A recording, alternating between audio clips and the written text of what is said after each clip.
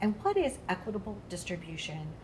Because here in New York and in many different cities across the United States, probably the globe, people are getting divorced more so than ever before.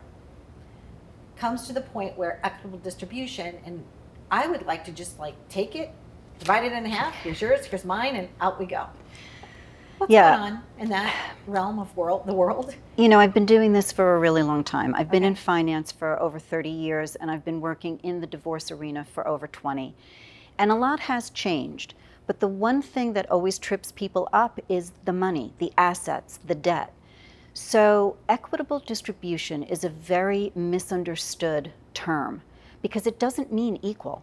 It doesn't mean 50-50. And there are a lot of rumors about what happens behind those courtroom doors that really does trip people up because they think, like you said, it's 50-50. So I'm going to go in, you get half, I get half.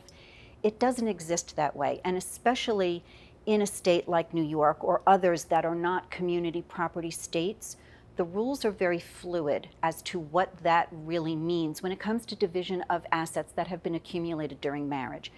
The first thing that people really need to understand is that the pattern needs to be established of what was accumulated during the marriage, what was brought into the marriage. So there's a very distinct difference between what was premarital, what you came in with, what was accumulated, earned, acquired during the marriage, and then what you're going to leave with. Okay. And that's one of the reasons why it's so important to have the right financial team, not only the right legal team, but the right financial team. Because especially since people in our generation are getting divorced in droves, it's like an epidemic. It even now has its own name. It's called the gray divorce. Okay.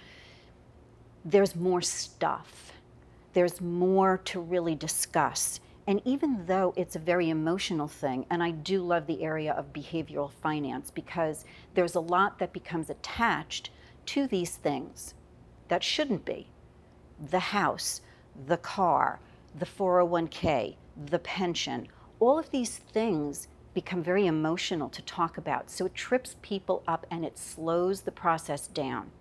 So when you talk about equitable distribution, you really need to understand a lot of information before you then decide you get this, I get that.